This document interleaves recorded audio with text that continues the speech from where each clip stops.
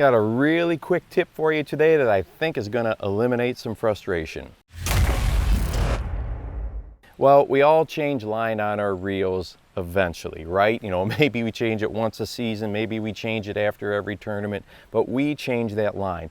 Well, when you change your line on Baitcast equipment especially, it's absolutely critical that you readjust your brakes after you put that new line on, and this is really important if you change pound test.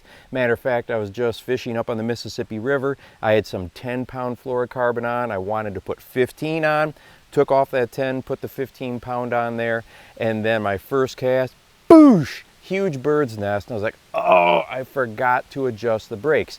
The reason that you have to do that, especially when you change pound test, is because the weight is different.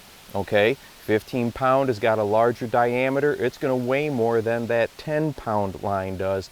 So it adjusts your spool spin. And if you make a big leap, okay, like I said, from 10 to 15, you can really notice this difference. Now, I don't have as big a deal when I'm switching pound test on braid, but when I'm doing the fluorocarbon and monofilament, that is a big difference. So make sure when you switch, you readjust your brakes. And with the Baitcaster, the easiest way to do that, especially with a dual braking system, okay, on that external brake, that magnetic brake, turn it all the way off.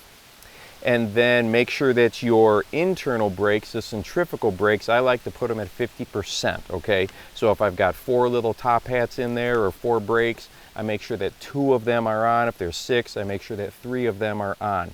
Then you also want to make sure that that spool tension knob is very free and loose. Put whatever lure on there you want to use, put it on the end of the line, hit the button, and then watch that go down, okay? So as it drops, start to tension that spool knob, or tighten up that spool tension knob, and you just want that lure to fall nice and slowly, okay? And when it hits the water, preferably stop.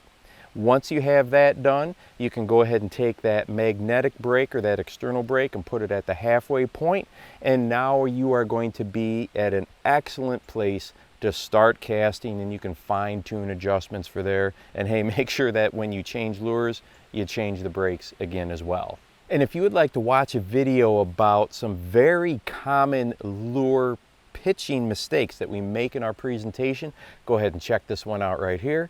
And make sure that you go out and encourage someone today. You never know how you might just change their life. For the Bass Fishing Life, I'm your host, Steve Rogers.